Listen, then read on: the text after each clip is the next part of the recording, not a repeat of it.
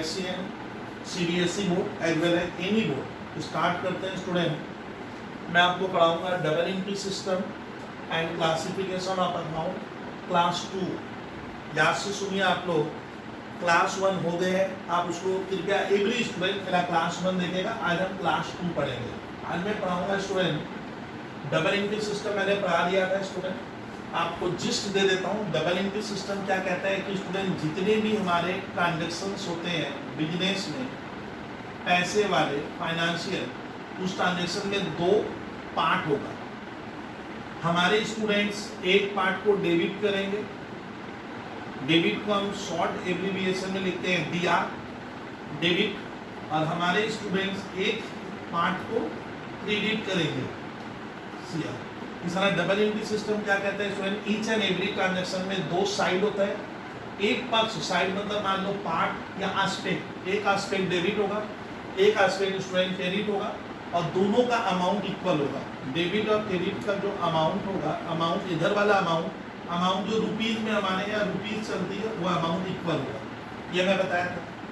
तो स्टूडेंट ध्यान रखना, डबल एंट्री सिस्टम अकाउंट्स का वो सिस्टम है जो सर आइजैक न्यूटन के फॉर्मूला पे बना है कि every action and reaction are equal and opposite. हमारा देश का स्टूडेंट जो अकाउंट्स है या पूरे यूनिवर्स का जो अकाउंट्स है वो डबल एंट्री सिस्टम पे चलता है। ये साइंटिफिक सिस्टम है सर। ये सिस्टम साइंटिफिक इसलिए है कि इसमें क्यों हो रहा है उसका पूरा लॉजिक बताया जाता है। इसीलिए सर हम लोग याद रखना, डबल एंट्री सिस्टम को साइंटिफिक सिस्टम कहते हैं। और इसमें कहते हैं लेन देन के 2 पार्ट होगा, एक डेबिट और क्रेडिट, दोनों इक्वल होते हैं। ठीक है, डेबिट होता है मतलब, डेबिट होता है मतलब आपको कहने का मतलब है आपको उस लेन देन में एक अकाउंट डेबिट होगा और एक अकाउंट स्टूडेंट हमारा क्रेडिट होता है, एक ही ट्रांजेक्शन का। ये मैं बता दिया, आप ध्यान से सुनिएगा। फिर स्टूडेंट हम पढ़ेंगे अकाउंट क्या होता है। हमारे छात्र पूछते हैं सर ये अकाउंट हम नहीं समझ पाते, what is an account.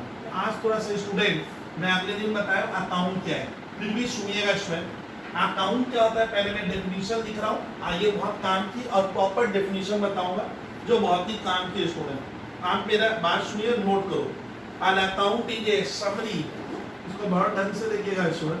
An account is A summary. An account is a summary of relevant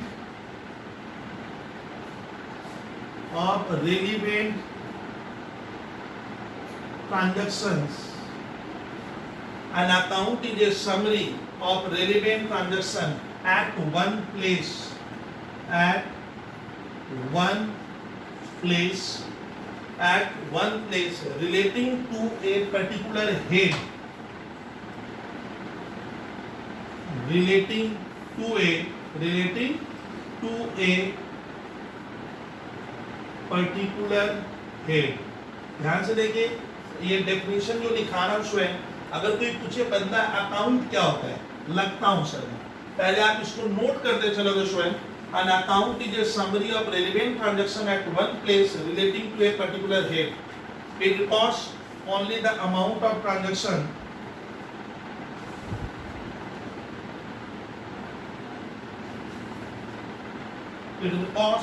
ध्यान से सुनिएगा स्वयं। It records not only the amount of transaction,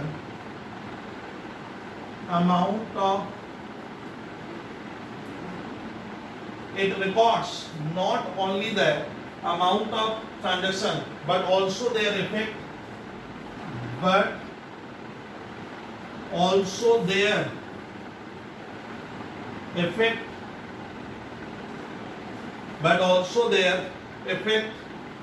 and direction। कृपया आप लोग सभी छात्र इसको नोट करेंगे। बहुत काम की डेफिनेशन मैंने लिखाई है, आप इतना लिख देते हो आपके जेब में 2 मार्क्स आ जाता है। What do mean by an account. तो स्टूडेंट अकाउंट क्या होता है आज आपको सर बहुत ढंग से बताएंगे, चीजों को समझाएंगे कि इसमें मैंने लिखा क्या, रट्टा नहीं लगाने का। चलिए सर ये काम हुआ। अच्छा अब ध्यान से सुनिएगा सर, अकाउंट देखने में कैसा होता है सर, इसका आकार कैसा होता है। देखिए इसका फॉर्मेट सर, अकाउंट जो हम लगाते हैं उसका फॉर्मेट कैसा होगा वो सर का कृपया देखिए। हम जब भी स्टूडेंट अकाउंट का कोई फॉर्मेट बनाएंगे तो उस अकाउंट का नाम लिखना पड़ता है। तो मैं आपको क्या लिखना होगा, नेम ऑफ अकाउंट। ठीक है, अब देखिए सर को, देखिए ये एक लाइन दिया सर ने, ये आपका पेज है मान लो, तो सर मैंने एक लाइन दी, फिर मैंने एक लाइन दी। अब ध्यान से देखिए सर, ओ सर अकाउंट ऐसा देखने में होगा, हाँ स्टूडेंट अकाउंट ऐसा होता है। मैंने क्या लिखा, नेम ऑफ अकाउंट, ये लाइन दिया, बीच में कुछ लिखा। अब इसको ना, ये जितना स्पेस होता है इसमें, ये जो जगह देके इसको मिडिल से अप्रॉक्स आइडिया करके इसको 20 से डिवाइड करते हैं। ये देखिए अकाउंट ऐसा देखने में होता है। सर इसको मैं इंग्लिश का टी लेटर कह सकता हूँ, टी ऐसे देखिए, टी तो बना इस तरह का बना है, इधर वाले हिस्से को और इधर वाले, ये जो लेफ्ट हैंड साइड है अकाउंट का, जो लेफ्ट होता है सर, लेफ्ट हैंड साइड के इधर लिखा जाता है डेबिट। डेबिट क्या है, मेरी फर्स्ट लेक्चर में मैं समझाने की कोशिश किया था। लेफ्ट में डेबिट लिखते हैं, शॉर्ट एब्रिविएशन छोटा वाला, ये DEBIT पूरा मत लिखिए, और राइट हैंड साइड में क्रेडिट लिखते हैं। ये देखिए एकदम बराबर बराबर होना चाहिए। तो सर अकाउंट इस तरह का हुआ, टी बनाए। चलिए अच्छा, बिजनेस में जो भी लेन देन होगा उसका कोई डेट होगा, वो घटना या वो ट्रांजेक्शन किस दिन हुआ था। तो अकाउंट में क्या होता है स्टूडेंट, इधर लिखा जाता है डेट। डेट का स्पेस आपको ज्यादा नहीं देना है, ठीक, जिसमें हमारा डेट कवर हो जाए। सुने स्टूडेंट, डेट उतना ही दीजिए, इतना बड़ा मत देना डेट का, डेट उतना दो जिससे वो ट्रांजेक्शन कब हुआ था वो देख पाएंगे। यहाँ पे देते हैं स्टूडेंट हम लोग, इस जगह पे देते हैं अमाउंट, AMOUNT। अमाउंट के नीचे हमारे छात्र क्या करते हैं, ये साइन ही लिखते हैं, बोलते हैं बबलू भैया फ्री का है, फ्री का नहीं भैया रुपीज है। हमारे देश में ट्रांजेक्शन जब भी होगा, मैंने पढ़ाया था, अकाउंट जब भी बनाते हो तो हमारा देश कहता है सर, हमारी देश की सर क्या है, लीगल टर्म ऑफ मनी में क्या होता है, रुपीज। हमारे यहाँ लेन देन रुपये से होता है सर, डॉलर से नहीं होता है, यूरो से नहीं होता है, पाउंड से नहीं होता है, टाका से। किससे होता है, हम अपने लेन देन को सर रुपये में कन्वर्ट करते हैं, तो रुपीज लिखना जरूरी है। सर बीच में लिखेंगे पर्टिकुलर्स, हिंदी में कहें तो विवरण। ओ सर अकाउंट ऐसा होगा देखने में, तो यहाँ पे डेट, यहाँ पर्टिकुलर्स, यहाँ अमाउंट। थोड़ी खूबसूरती ले आइएगा, नहीं भी है आपको क्लियर कट लिखने का है। सर इधर बताओ तो सर, ये देखो डेट उतना ही देंगे जितना इधर स्पेस है, जितना इधर, ऐसा नहीं कि ये कम ये ज्यादा कर दो, थोड़ा देखने में बराबर बराबर लिखो। चलिए सर आगे की कहानी बोलिए। तो सर फिर यहाँ पे लिखोगे क्या, अमाउंट और रुपीज। सर यहाँ पर्टिकुलर्स। ओ सर एकदम, ये जो डेबिट में मैंने जो चीज लिखी है वही क्रेडिट में है। इसका ना अकाउंट का दो पार्ट होता है सर, किसी भी अकाउंट का जब आप अकाउंट बनाओगे तो स्वेट उसका दो पार्ट होगा, एक डेबिट एक क्रेडिट। इतनी दूर को हम डेबिट कहते हैं, इतनी दूर को हम क्रेडिट कहेंगे। क्लियर किए, ये डेबिट। सर इधर तीन कॉलम हुए, date, particulars, amount rupees, date, particulars, amount rupees. ऐसा ये उसका हो गया ढांचा, स्ट्रक्चर, बनावट, फॉर्मेट कहते हैं, नेम ऑफ अकाउंट। ये अकाउंट ऐसा हो। अब यहाँ पे सर एक कॉलम और देते हैं, देखिए 1 2 3, उधर भी 3। आपको ध्यान रखना है 3 3, इधर 3 उधर 3, लेकिन बीच में सर एक हमें और देना होगा। सर वो कॉलम जो होता है उसमें ना कभी भी ज्यादा स्पेस मत दीजिए, जरूरत नहीं पड़ती है। प्रैक्टिकल लाइफ में पड़ेगी बट सवाल में, एकेडमिक लाइफ में जरूरत नहीं है। ये कॉलम बहुत स्पेस सा दे, एकदम छोटा सा सर एक ने बनाया, सर ने बनाया, फिर यहाँ पे भी एक बनाया। इसमें लिखा जाता है student L F, L L L, L के बाद एफ। सर एल एफ को आप एक काम करो, सर एल एफ का मीनिंग बोलिए तो इसको इरेज कर लेना। सर एल एफ यहाँ समझाऊंगा मैं। एल एफ का मतलब होता है LEDGER, लेजर, FOLIO, लेजर का पेज नंबर या पृष्ठ संख्या लेजर फोलियो कहते हैं। बट हम यहाँ पे पूरा लेजर फोलियो नहीं लिखते, इसमें डॉट दीजिएगा, ये सब फ्री का नहीं है। और L कैपिटल F कैपिटल, ये लेजर फोलियो। सर इसका जरूरत अभी नहीं समझोगे, छोड़ दीजिए। तो सर तब अकाउंट क्या मैं बता रहा हूँ, स्टार्ट करें सर, थोड़ा समझा दूँ फिर आगे बढ़ता हूँ। क्या पढ़ा है, बिजनेस में जितने भी लेन देन होंगे, ठीक है, तो तो अकाउंट क्या होता है, सुनिए, उस लेन देन को, इस ट्रांजेक्शन्स को रिकॉर्ड करने का समराइज तरीका होता है अकाउंट। अकाउंट सर क्या एक ऐसी जगह है जहां हम समराइज्ड वे में सर ट्रांजेक्शन्स को रिकॉर्ड करते हैं। सर एक बार बताइए कैसे, अब बता रहा हूं। देखिए मैंने क्या लिखा है, account is a summary. Account क्या है, एक समरी है किसका, जो हमारे बिजनेस में लेन देन हुए या जो मेरी एंटिटी में जो लेन देन होते हैं। अकाउंट एक समरी है किसका, ट्रांजेक्शन्स का, जहां पे सिमिलर टाइप जो आइटम होते हैं, relevant transaction at one place relating to a particular head. क्या लिखा है, account is a summary of relevant transaction. लेन देन का यहाँ समरी रिकॉर्ड होता है एट वन प्लेस, मतलब क्या, वो लेन देन जो सिमिलर टाइप का है, ठीक है, तो वो लेन देन क्या होगा, एक प्लेस में रिकॉर्ड होता है at one place relating to a particular head. यहाँ पे पर्टिकुलर हेड का मतलब क्या, वो भी बताऊंगा। फिर अकाउंट में क्या रिकॉर्ड होता है, it records not only the amount. अच्छा, इस अकाउंट के भीतर खाली हम रुपये को नहीं लिखते हैं बॉयज गर्ल्स, हम रुपीस को नहीं लिखते हैं, इसके साथ बट ऑल्सो देयर इफेक्ट, उस अकाउंट के ऊपर उस ट्रांजेक्शन्स का क्या फर्क पड़ा, उस ट्रांजेक्शन्स का हमारे अकाउंट में क्या फर्क पड़ता है, बट ऑल्सो देयर, ये इफेक्ट भी बताता है एंड डायरेक्शन भी बता रहा है। डायरेक्शन का मतलब मान लीजिए बढ़ रहा है ना घट रहा है, ये मैं कह रहा हूँ।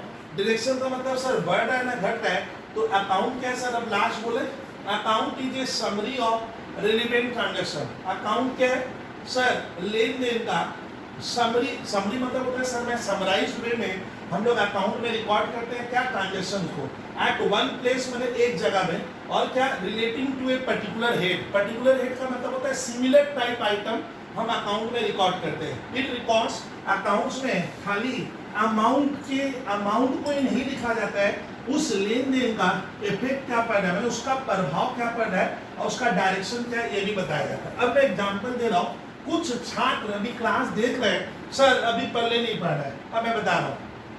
सर मान लो मैं कोचिंग सेंटर में पढ़ाता हूँ, तो मुझे इलेक्ट्रिसिटी बिल देना पड़ता होगा, देंगे, क्योंकि मैं इलेक्ट्रिसिटी यूज करूंगा तो भैया बिल तो आएगा, तो मुझे इलेक्ट्रिसिटी का पेमेंट करना पड़ता है। अब सुनिए, जैसे ही मैं स्टूडेंट इलेक्ट्रिसिटी का पेमेंट करता हूँ, आप लोग सभी बॉयज गर्ल्स सुनिए, सर ने क्या किया, एक अकाउंट बनाऊंगा, कौन सा, ये देखिए मैंने एक अकाउंट बनाया, उसका नाम दिया इलेक्ट्रिसिटी अकाउंट। ये देखो तो थोड़ा ध्यान से, ये देखो यही था नेम ऑफ अकाउंट, तो नेम में क्या आ गया, इलेक्ट्रिसिटी अकाउंट का सर ने क्या किया, एक अकाउंट बनाया।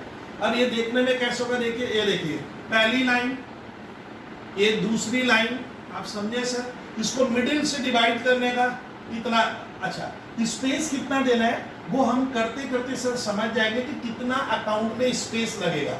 स्पेस डिपेंड करता है प्रैक्टिस के ऊपर। हाँ सर, ये अकाउंट इतना स्पेस देने से मेरा बन जाएगा। अब सुनिए, इधर 3, ये देखिए एक बार देखिए विद्यार्थी, ये देखो इधर 3, यहाँ डेट लिखा सर ने, ये पर्टिकुलर्स मैंने लिखा, मैंने विवरण, हिंदी में कहता हूँ तो विवरण होता है पर्टिकुलर्स बने, और अमाउंट, हमारे देश में करेंसी है रुपीस, आप यहाँ डॉलर में लेन देन नहीं रिकॉर्ड करेंगे, क्यों, क्योंकि एक कंसेप्ट होता है, सिद्धांत है कि इंडियन गवर्नमेंट कहती है, कहने वाला ICAI कहता है, ICAI क्या होता है, इंस्टीट्यूट ऑफ चार्टर्ड अकाउंटेंट कहता है कि जो भी लेन देन या जो भी इवेंट रुपयों में मेजर होगा, मनी में मेजर होगा, तो हमारा मेजरमेंट होगा रुपयों में, कि वो लेन देन कितने का था। चलिए सर, ये देखो ये हो गया अकाउंट, इस तरह का अकाउंट आपको बनाने पड़ते हैं। अकाउंट अनगिनत होंगे, अनगिनत माने हजारों अकाउंट्स बन सकते हैं, लाखों बन सकते हैं। अब कितनी अकाउंट बनेंगे ये डिपेंड करता है कि आप काम किस तरह का कर रहे हो, वहां लेन देन कितने होते हैं, आप छोटी फर्म हो ना बड़ी फर्म हो। चलिए ये अकाउंट 1 2 3, बीच में एक सर क्या होगा, कॉलम और आएगा, ठीक है। इसका यूज प्रैक्टिकल लाइफ में होगा बट सवाल में नहीं होता। LF ledger folio, ledger folio मतलब लेजर का पेज नंबर, फोलियो आप समझते हो। चलिए अब देखिए सर, बबलू सर क्या कर रहे हैं, मैं पढ़ा रहा हूँ स्टूडेंट, तो मेरे कोचिंग में इलेक्ट्रिसिटी बिल आएगा, तो मैं इलेक्ट्रिसिटी बिल पेमेंट करूंगा, हाँ करना पड़ेगा, घर का थोड़ी है, करेंगे। तो जैसे ही मैं पेमेंट कर रहा हूँ स्टूडेंट, मैंने एक अकाउंट को क्या किया, खोला, इसको कहते हैं अकाउंट का जन्म हो गया। किस अकाउंट का जन्म हुआ स्टूडेंट, कौन सा अकाउंट, बर्थ, बबलू भाई ऐसे पढ़ाएंगे कि एक अकाउंट का जन्म हुआ, अकाउंट का नाम क्या है, इलेक्ट्रिसिटी अकाउंट।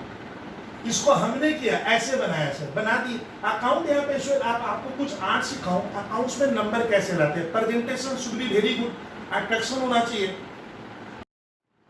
अब स्टूडेंट मैंने जो ये अकाउंट बनाया, ध्यान से सुनेगा, डेट इज इलेक्ट्रिसिटी अकाउंट। अब क्या ध्यान से सुनेगा कि जब हम स्टूडेंट अकाउंट बनाते हैं, आपको चीज सिखाऊंगा, तो सर अकाउंट हमारे अनगिनत बनेंगे। जैसे मेरे कोचिंग सेंटर में इलेक्ट्रिसिटी का बिल आया, मैं उसका पेमेंट करूंगा। पेमेंट करते क्या होगा, अब देखिए अकाउंट क्या था मेरे कोचिंग में। तब सर क्या हुआ, एक घटना घटी, घटना को हम क्या कहते हैं स्टूडेंट, ट्रांजैक्शन।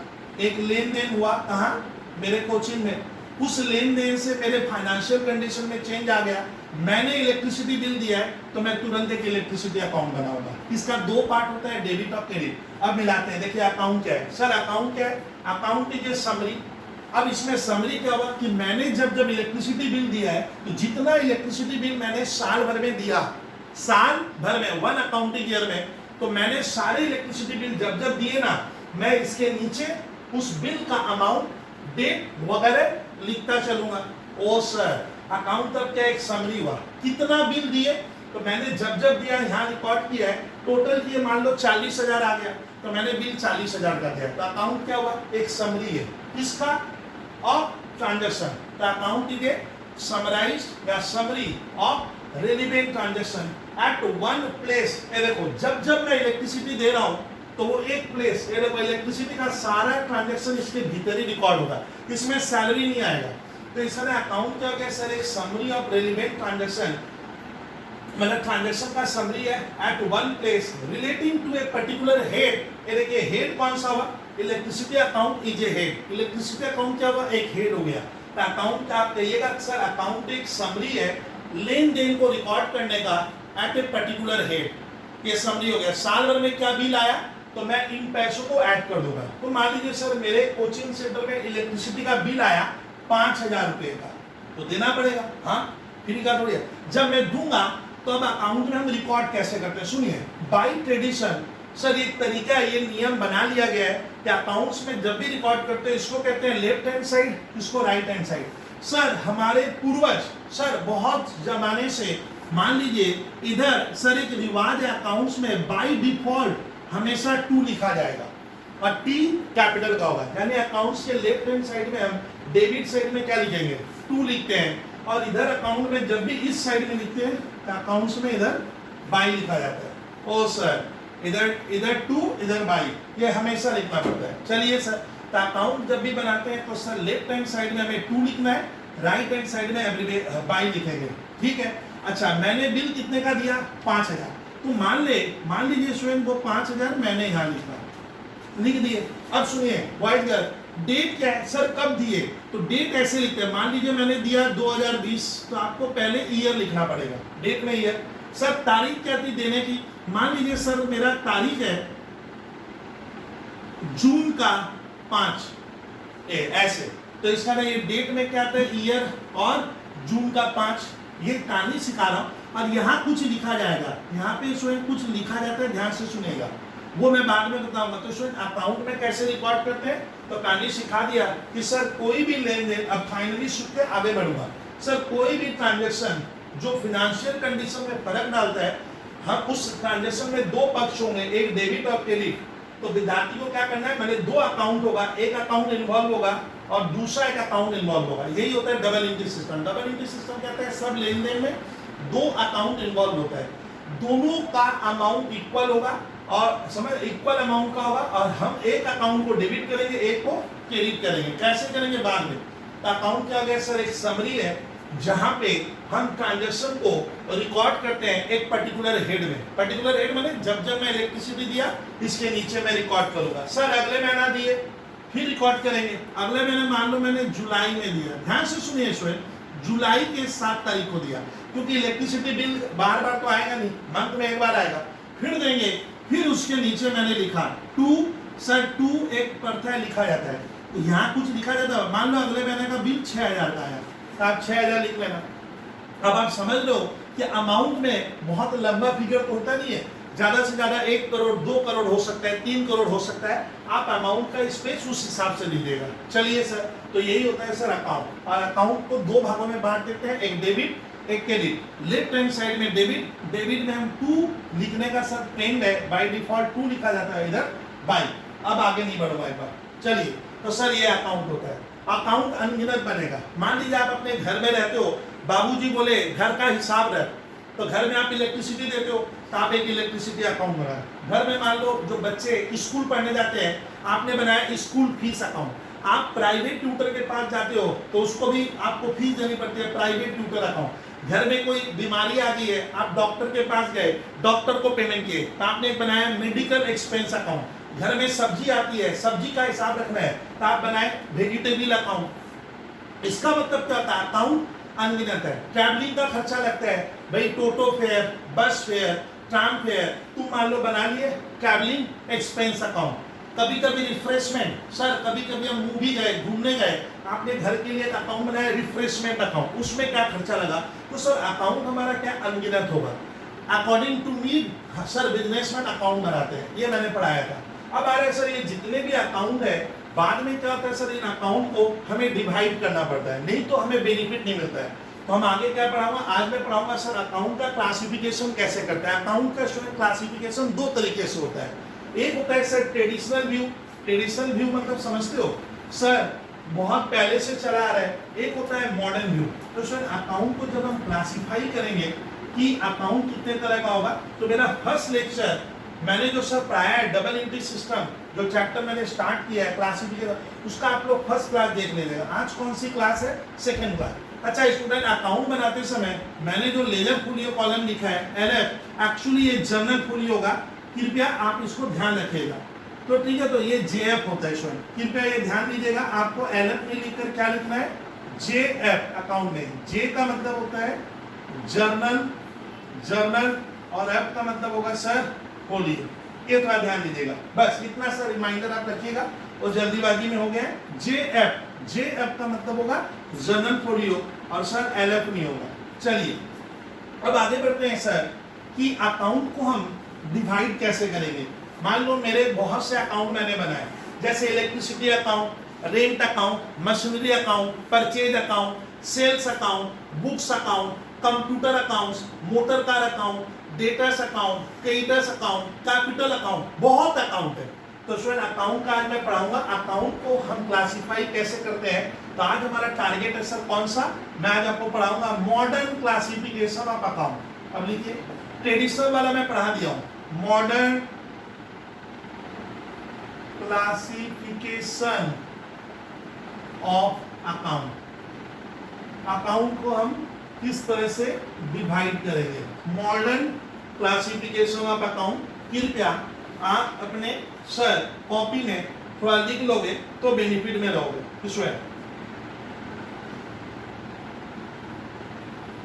इसी को student modern classification of account को स्टूडेंट इसका एक जो और नाम है आप सुनिएगा, इसी को कहते हैं अकाउंटिंग इक्वेशन अप्रोच।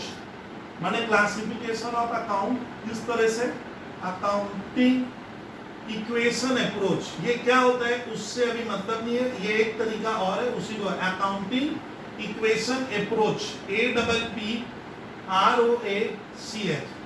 इसी को स्टूडेंट कहते हैं, ध्यान से सुनिएगा स्टूडेंट, अमेरिकन अप्रोच। तो इसका मतलब मान लीजिए आपके स्कूल में जब क्वेश्चन आएगा, ध्यान से सुनिए आप, खाली सर आपको खाली सुनने का है और समझने का है। तो सर आपके पेपर में आएगा, बताइए अकाउंट्स को हम मॉडर्न क्लासिफिकेशन, अकाउंट्स को कितनी भागों में हम बांट सकते हैं, जिसको हम मॉडर्न क्लासिफिकेशन ऑफ अकाउंट कहते हैं। सर इसी को कहा जाता है accounting equation approach. Accounting equation approach, accounting equation क्या है मैं बता दूंगा अगले क्लास में, अभी नहीं। और इसी को कहा जाता है अमेरिकन अप्रोच। तो सर अकाउंट को कितनी भागों में बांटेंगे जरा आप बता दीजिए इस अप्रोच के हिसाब से। अब सुनते रहना, बहुत ध्यान से सुनना, उसमें कौन कौन से अकाउंट हो सकते हैं। ठीक है, तो सर एक होगा इसमें, ध्यान से ये डायग्राम आप अवश्य बनाइएगा सर, बड़ा मस्त लगेगा और चीज आप समझ जाओगे। सर कितने तरह का अकाउंट होगा इसमें, मॉडर्न क्लासिफिकेशन ऑफ अकाउंट या अकाउंटिंग इक्वेशन अप्रोच या अमेरिकन अप्रोच। इसमें अकाउंट होगा स्टूडेंट, पहला assets account. Type of account में कौन सा होगा, ऊपर लिखो टाइप्स ऑफ अकाउंट। पहला अकाउंट होगा सर एसेट्स अकाउंट, को शॉर्ट में ऐसे लिखते हैं A/C। तो पहला होगा सर हमारा एसेट्स अकाउंट, ठीक है सर। दूसरा बताइए, दूसरा होगा sir liabilities account, liabilities account हो गया सेकेंड क्लासिफिकेशन। अमेरिकन अप्रोच, इसी को कहिएगा मॉडर्न अप्रोच, इसी को आप कहिएगा अकाउंटिंग इक्वेशन अप्रोच। एक होगा सर तीसरा हमारा अकाउंट होगा कैपिटल अकाउंट, कैपिटल अकाउंट, ठीक है सर।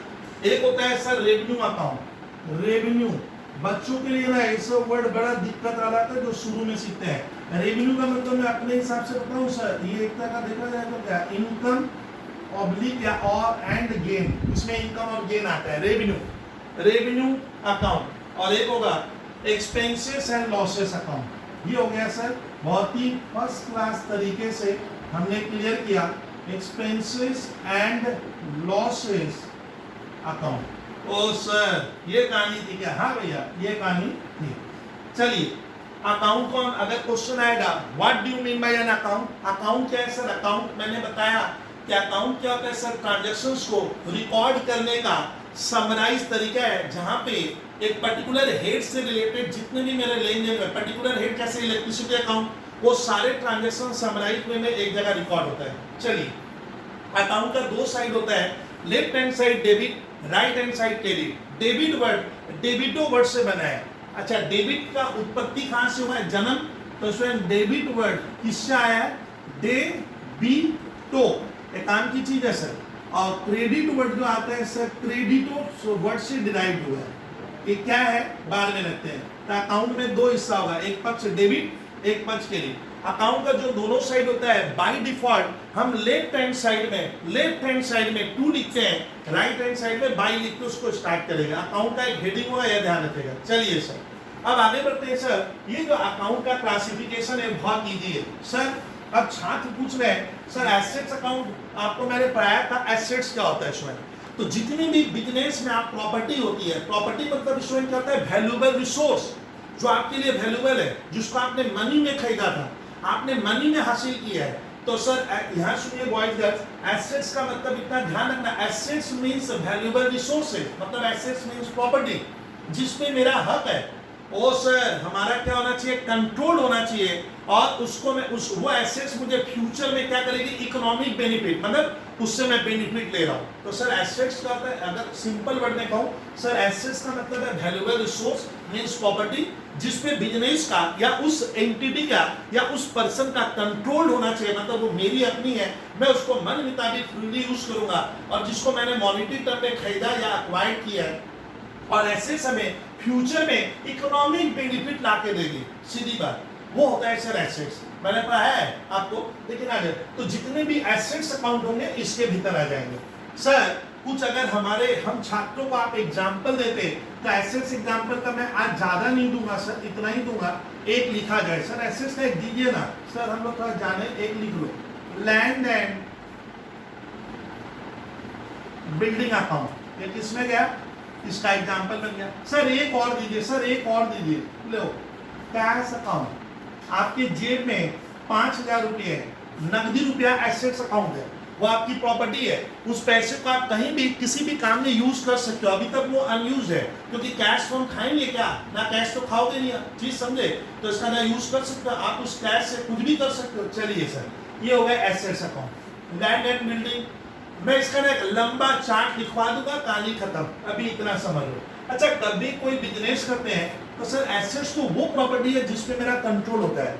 लायबिलिटी मतलब सर हमारी बिजनेस में कोई बाहर वाला आउटसाइडर क्लेम कर रहा है, कोई बाहर वाला हमसे पैसा पाता है, तब वो लायबिलिटी होगा। मतलब बिजनेस को बाहर वाले को पैसा देना है, फर्म को बाहर वाले को देना है। जैसे घर में स्टूडेंट आप दूध यूज करते हो, मिल्क, तो मिल्क मैन गवाला आपको बिल दिया, मिल्क यूज किया, महीना भर 2,000 का बिल दे दिया, भाई साहब आपका 2,000 का बिल है, तो आपके ऊपर लायबिलिटी आ गई, क्योंकि आपने उससे क्या लिया? मिल्क लिया है, तो बदले में उसको 2,000 रुपये देना पड़ेगा, वो गया लायबिलिटी। क्लियर किए? तो स्टूडेंट जितना लायबिलिटी मतलब जो सर बिजनेस की एसेट्स में हमें जो पैसा बाहर वाले को देना है, बाहर वाला हमसे क्लेम कर रहा है, हमारे ऊपर एक चाप आ रहा है, प्रेशर आ रहा है, मुझे देना है, हमेशा लायबिलिटी हो जाएगा। तो सर कुछ नाम लिखवाओगे आप लायबिलिटी में? हाँ लिखवा रहा हूँ, आपका यह आपके लिए थोड़ा टफ होगा, फिर एग्जाम्पल लिख लो। सर एक छात्र लिखिए क्रेडिटर्स, सर समझ में नहीं आ रहा है। अरे क्रेडिटर्स उसको कहते हैं जिससे आप गुड्स खरीदे हो, जिससे आप सर्विस ली हो, जिसको आपको पैसा देना है। क्या हो गया विद्यार्थी? ये हो गया क्रेडिटर्स अकाउंट। ये कौन सा अकाउंट हो गया? क्रेडिटर्स उन इंसानों को कहते हैं, उस फर्म को कहते हैं जिनसे हमने गुड्स या सर्विस ली है और मुझे उनको पैसा देना है, तो होता है क्रेडिटर। तो क्रेडिटर बिजनेस का लायबिलिटी है, अपने को उन लोगों को पैसा देना पड़ेगा। सर एक एग्जांपल ये लिखे। सर एक और लिखवाइए ना सर, एक और लिखो विद्यार्थी।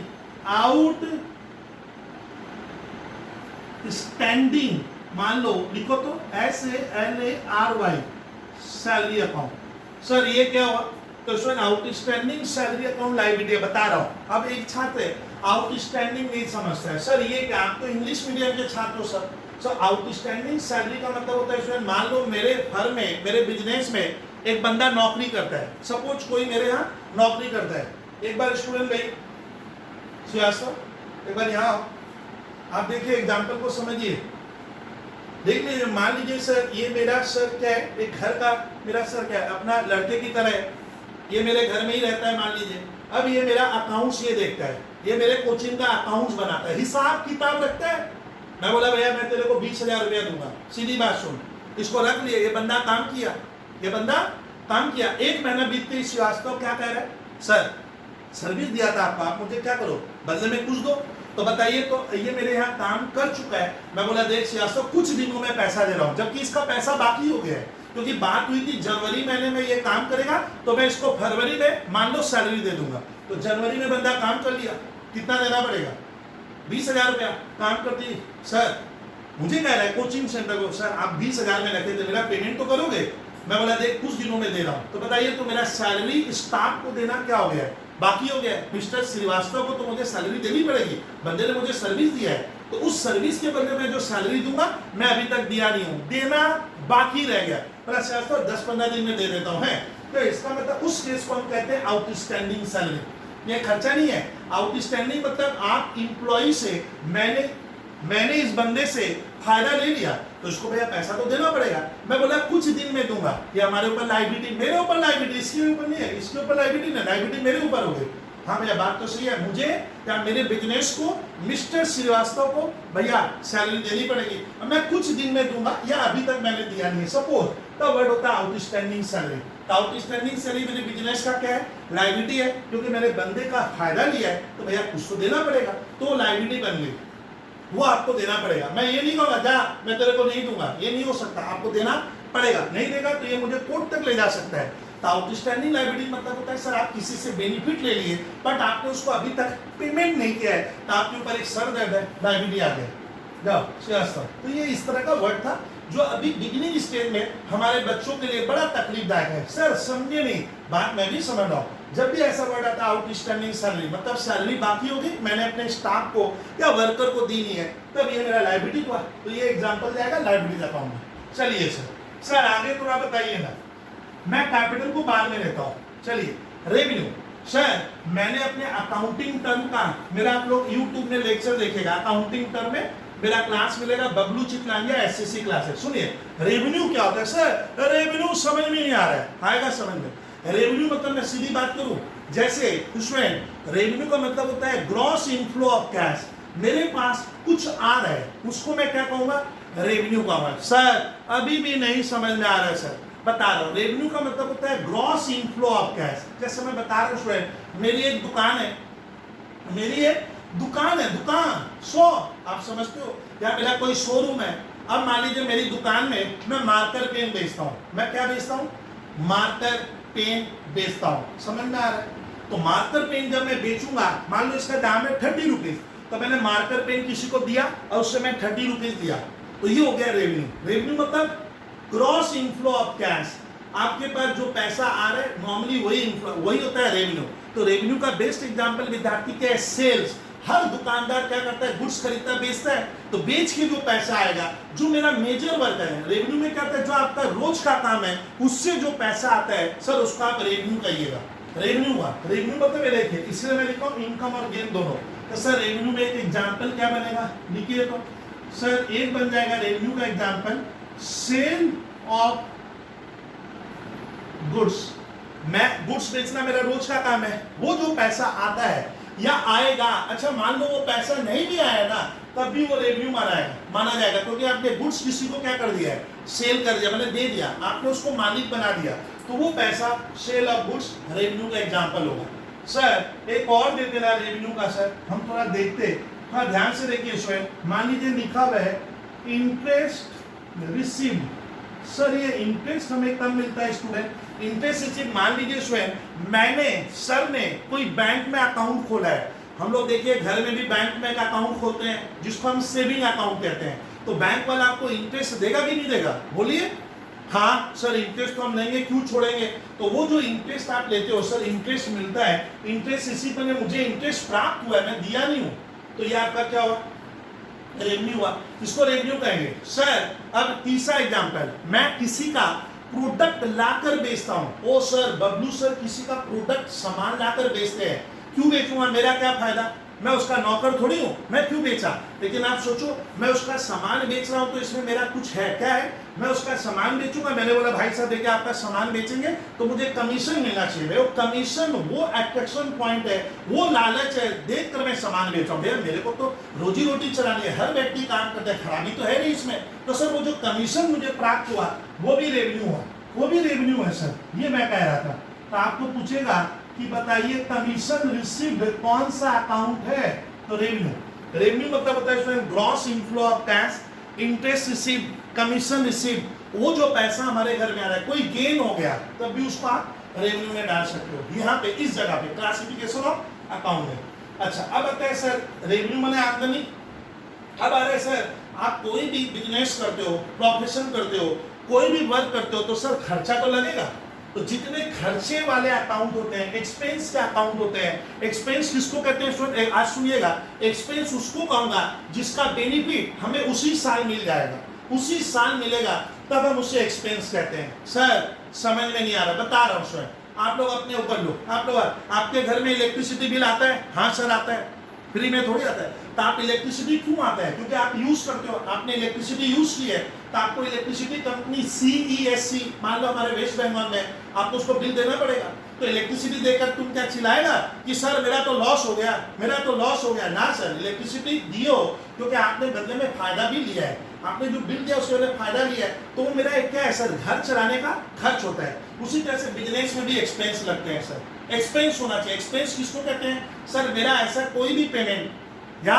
सर मेरा ऐसा कोई भी खर्चा जिसका बेनिफिट मुझे उसी साल मिल गया है, आगे नहीं मिला, उसी साल मिल गया है, तो वो एक्सपेंस होगा, या तो उसी समय या सर एक साल में मिल जाता है तब हम उसको एक्सपेंस कहेंगे। सर 4-5 एग्जांपल देते हैं ना, हम बच्चे थोड़े क्लियर कर लेते हैं, हाँ क्यों नहीं देंगे बच्चे, आप हमारा काम है आपको एग्जांपल देके क्लियर करना। सर कराइए थोड़ा सा, समझ में नहीं आ रहा, देखता हूँ। पहला एक्सपेंस लिख, इलेक्ट्रिसिटी अकाउंट, हाँ इलेक्ट्रिसिटी अकाउंट मतलब जो इलेक्ट्रिसिटी का बिल आया वो आपका खर्चा हुआ। सर और एक दो दे दीजिए ना, अच्छा रहेगा, लिखो सैलरी अकाउंट, अच्छा रेंट अकाउंट, ये रेंट में दिया हूं है, ये लिया नहीं हूं, क्या किया हूं, दिया हूं, तो ये सब हमारे सर क्या एक्सपेंस में जाएंगे, किस में जाएंगे, एक्सपेंस अकाउंट हुआ, खर्चा जितना भी होता है वो एक्सपेंस होगा। सर एक और देंगे, एक लॉस का दीजिए ना सर, दीजिए भाई लॉस का भी लो, एक देते हैं बैड डेट अकाउंट, क्या देंगे, bad debt account. Bad debt हमारा क्या है सर, बैड डेट कौन सा खर्चा हुआ, अरे बैड डेट मैंने कोई कस्टमर, आपका मैंने पढ़ाया था ना, बैड डेट मैंने कोई कस्टमर जिससे मैं पैसा पाता हूं, बंदा मेरा पैसा डुबा दिया, बोलता है नहीं दूंगा, या मेरे को पूर्ण विश्वास है, पक्का विश्वास है कि मैं उससे पैसा नहीं ले पाऊंगा, क्यों, क्योंकि मान लो वो बिजनेस छोड़कर भाग गया है, वो दुकान बंद करके गायब हो गया सर, उसकी मृत्यु हो गई है और कोई बचा नहीं है, या वो इंसॉल्वेंट हो गया, तब हमारा पैसा डूब गया, तो बैड डेट, बैड डेट क्या है, लॉस। तो इसमें मॉडर्न क्लासिफिकेशन को हम अकाउंटिंग इक्वेशन अप्रोच कहते हैं, ध्यान दीजिए, इसी को अमेरिकन अप्रोच में अकाउंट्स को ऐसे बांटा गया। एक नंबर हुआ एसेट्स अकाउंट, ओ सर, 2 नंबर लायबिलिटी अकाउंट जो मुझे बाहर वाले को देना है, 3 नंबर कैपिटल, अभी सर पढ़ाएंगे, रेवेन्यू मतलब जो पैसा आपके घर में आएगा, कैसे आता है, सेल ऑफ गुड्स। अच्छा मैं आपको क्या करता हूँ, पढ़ाता हूँ, पढ़ाकर जो बबलू सर को ट्यूशन फी मिलेगी, अगर मैं बोलूँ ट्यूशन फी रिसीव्ड अकाउंट, क्या हो गया मेरे लिए, रेवेन्यू, एक्सपेंस नहीं है, रेवेन्यू है, बट मेरा बच्चा कहीं पढ़ता है और मैं उसका स्कूल फीस या ट्यूशन फी देता हूँ, तो मेरे लिए क्या हो सकता है, खर्च भी हो सकता है। तो ये आप देखिएगा, वो आप ले रहे हो ना दे रहे हो, तो ये एक्सपेंस एंड लॉस इसमें आएगा, इनकम और गेन इसमें लिखेंगे। सर ये कैपिटल अकाउंट का चक्कर बताओ, मालूम है कैपिटल वास्तव में लायबिलिटी होती है, तो समझा रहा हूँ। तो मैंने अपने फर्स्ट लेक्चर में कहा था, जब हम कोई भी बिजनेस करते हैं, ये देखो ये मेरा बिजनेस है, मालूम है मैं बोर्ड में बहुत कुछ कर लेता हूँ, यहाँ बिजनेस भी कर लेता हूँ, इसी में मैं इंडिया का नक्शा भी बना लेता हूँ, बड़ा फायदा है सर इस बोर्ड का, इसमें मैं करोड़ों रुपए लिख भी लेता हूँ, हो या नहीं हो, ऐसे ही मजाक के इसमें। तो ये मेरा बिजनेस है मान लो। अच्छा कोई भी बिजनेस करते हैं, वी नीड कैपिटल, हाँ सर कैपिटल तो लगेगा। कैपिटल तो सर बिजनेस की देखा जाए ये कैपिटल तो कोर है, वो नहीं है तो काम क्या करोगे। कैपिटल देगा कौन बिजनेस को, ओनर। हम क्यों देंगे सर, आपका बिजनेस आप दीजिए, तो ये ओनर है। तो इसमें मान लो ओनर जो पैसा बिजनेस में इन्वॉल्व करता है, मान लो ये ओनर इसमें 50 लाख रुपया अपने घर से लिया, कहाँ से, घर से लिया, कहाँ लाया, बिजनेस में। अब इसके घर वाले ये बिजनेस में लाए तो माना जाता है ये जो पैसा यहाँ था अब बिजनेस में आ गया। अब ये बिजनेस के पास जो ये पैसा आया ना, इसी को कहा क्या जाता है, कैपिटल है। ये कैपिटल भी किसकी, बिजनेस की, यानी ओनर जो पैसा कैपिटल। लेकिन ये कैपिटल बिजनेस की खुद की नहीं है, बुद्धि लगाओ। बिजनेस को अब ये ओनर कह रहा है कि देख भैया मैं आपको 50 लाख रुपया दिया हूं, हम दोनों अलग है, मैंने पढ़ाया था इसको हम कहते हैं एंटिटी कंसेप्ट, दोनों अलग है।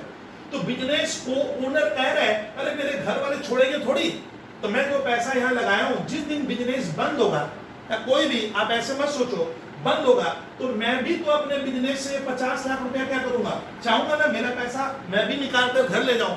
तो सर तब क्या होता है, उसको कहते हैं कैपिटल। और कैपिटल कभी भी बिजनेस का एसेट्स नहीं है। क्यों सर, एसेट्स क्यों नहीं है, क्योंकि कैपिटल जो बिजनेस में है वो बिजनेस की नहीं है, उसके मालिक की है। और बिजनेस को अपने मालिक को ये पैसा देना है, या मालिक भी सोचता है कि जिस दिन बिजनेस बंद होगा या डिसॉल्व होगा तो मेरा भी हक बनता है और मैं भी अपने बिजनेस से 50 लाख लूंगा। तो ये भी एक तरह का लायबिलिटी है, बट इसको इसमें नहीं रखेंगे, इसमें नहीं रखना, इसमें रखेंगे।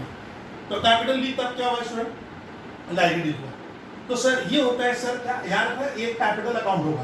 तो सर मॉडर्न अप्रोच में अकाउंट्स कितने तरह के हुए, एक बार मेरे साथ याद कीजिए। हर बिजनेस में एसेट्स होगा, प्रॉपर्टी, एक होता है एसेट्स अकाउंट, आज वो भूल जाओ, ट्रेडिशनल रूल, इसी को हम लोग कहते हैं। तो दूसरा हो गया सर एसेट्स के बाद लायबिलिटी अकाउंट। लायबिलिटी मैंने जो पैसा जो सर कोई दूसरा मेरे ऊपर क्लेम कर रहा है और बिजनेस को वो क्लेम देना पड़ेगा बाहर वाले को, एक्सटर्नल को, तब होगा लायबिलिटी। अच्छा कोई पैसा अगर बिजनेस से ओनर को खुद को लेना है, ओनर कहता है मैं पाता हूं, तो वो 100% क्या है, कैपिटल होगा। सर एक अकाउंट कैपिटल, एक क्या बताया, रेवेन्यू। रेवेन्यू मतलब ग्रॉस इनफ्लो, जो आपके पास आएगा, पैसा आएगा सेल ऑफ गुड्स, डॉक्टर आपको सर्विस देकर पैसा लेगा, स्कूल आपको सर्विस देकर पैसा लेगा, लॉयर आपको सर्विस देकर पैसा लेगा, आप समझे, कमीशन रिसीव होगा, इंटरेस्ट रिसीव होगा, डिविडेंड रिसीव होगा, तब स्टूडेंट्स को हम लोग कहेंगे रेवेन्यू अकाउंट। और एक क्या होता है सर, हर बिजनेस में खर्चा लगता है डे टू डे, या जिसका बेनिफिट हमें एक साल में मिलेगा, तो एक होगा expense account and losses.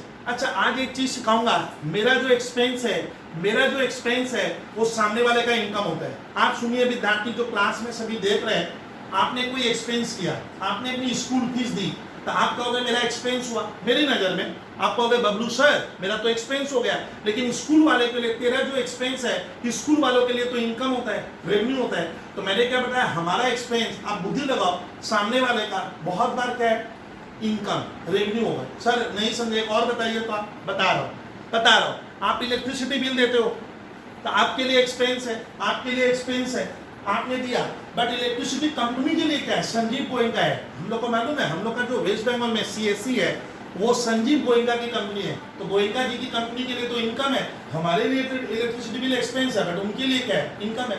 Doctor को हम फीस देते हैं, आपके लिए एक्सपेंस, मेरा एक्सपेंस, सामने वाले का क्या है, इनकम, रेवेन्यू होगा। आप चीज को समझो सर क्या कह रहे हैं, बस का भाड़ा दिए, बस वाला भाड़ा भाई, टैक्सी वाले को फेयर दिए, आपका एक्सपेंस, बट उस कंपनी का क्या है, रेवेन्यू है। तो इसमें ध्यान रखना, जो मेरा खर्चा होगा वो सामने वाले का बहुत बार इनकम होता है। चलिए सर आगे बताइए। अच्छा लॉस क्या होता है, तो सर लॉस उसको कहते हैं जब मुझे एक्सपेंस का बेनिफिट नहीं मिला, जब मुझे खर्चे का फायदा नहीं मिला। सर ये कैसे, एक्सपेंस का बेनिफिट क्यों नहीं मिलेगा, कहानी बनाते हैं सर। अगर आपको एक्सपेंस का बेनिफिट नहीं मिलता तब आप कहोगे नॉर्मली लॉस हो गया, क्योंकि आपको बेनिफिट नहीं मिला। अब देखिए, सर ने मार्कर पेन खरीदी 30 रुपए में और मैंने इसको खुला रख दिया, ओ पेन 10 मिनट में सूख गया, इसका निडल सूख गया, अब चल ही नहीं रहा है, चलेगा नहीं तो मैं तो फेंक दूंगा, लेकिन मैं कहूंगा मुझे फायदा मिला ना, फायदा कहाँ मिला, मैंने तो खरीदा था ये सोच कर कि मैं फायदा लूंगा, बट मेरी गलती क्या है, मैंने इसको खुला रख दिया, ये तुरंत सूख जाता है, तो फेंकिए। तो आज मैं कहूंगा आज तो मेरा 30 रुपए का लॉस हो गया। यानी जब हम एक्सपेंस का, सर किसी पेमेंट का, इस तरह का पेमेंट जो होता है, जो बिजनेस है, जब मैं उसका बेनिफिट नहीं ले पाऊंगा तब आप कहिएगा आपको क्या हुआ, लॉस हुआ। और आपको आगे हम लोग पढ़ेंगे जब अकाउंट्स था समुद्र पेपर है, तो लॉस भी दो तरह का होता है, एक होता है ऑपरेटिंग लॉस, ऑपरेटिंग लॉस, एक होगा नॉन ऑपरेटिंग लॉस। चलिए, तो बिजनेस में लॉस का मतलब होता है सर जब हम किसी एक्सपेंस का बेनिफिट नहीं ले पाए, या बिजनेस करते हुए मैंने लॉस खा लिया, होता है ना सर। मान लो बिजनेस करते हुए मान लो मैं 10 रुपए में मैं मार्कर पेन लाया, 8 रुपए में बेचा, तो 2 का लॉस खाए, अरे 2 का लॉस हुआ, 10 में लाए सर 8 में बेच दिए, तो 2 रुपया मेरा लॉस हुआ। तो सर लॉस उसको मैं कह रहा हूँ, जैसे मान लो कोई मशीन मेरी डिस्ट्रॉयड हो गई, तो क्या हो गया, लॉस हुआ। मशीन, क्योंकि मशीन का बेनिफिट नहीं मिला, तो क्या कहेंगे, लॉस हुआ। मेरे पॉकेट में 5000 रुपया था सर, गायब हो गया, चोरी हो गया, सिंपल वर्ड में कहूँ कैश मेरा चोरी हो गया, स्टोलन हो गया, तो क्या कहेंगे, कैश का बेनिफिट नहीं मिला, क्या हो गया सर, लॉस हुआ।